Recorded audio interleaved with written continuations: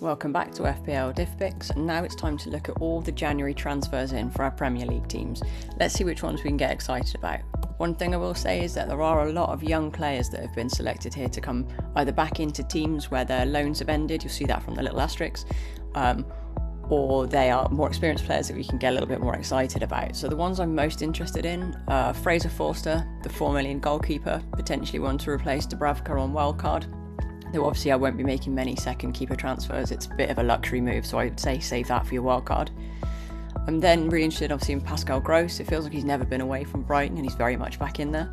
Brennan Johnson could be an interesting punt, though I am worried about Crystal Palace. They've got a lot of issues I think in their defence now, missing a few in attack, so we'll just have to see whether they can kind of get it back together again.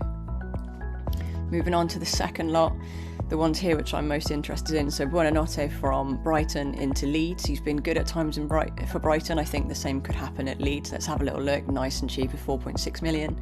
And then of course the main kind of news stories, which is Semenyo and Guehi across. It's possible now that some people may have 5 Man City players in their FPL teams, and that's pretty epic, though obviously we know if you're over the 3 per team max, then any transfers you make, it has to be those Man City players that you start to remove. I think Guehi's probably going to be a really interesting one to have in defence.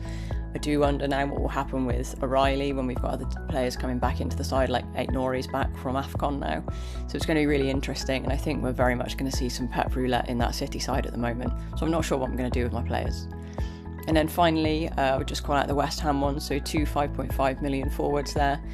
We'll see how they line up alongside Bowen. As I said, a lot of junior players here, so not convinced how much time that they'll get in terms of start time in the Premier League. That's all for now, folks. Best of luck for this game week. Thank you for watching. Please like, comment and subscribe.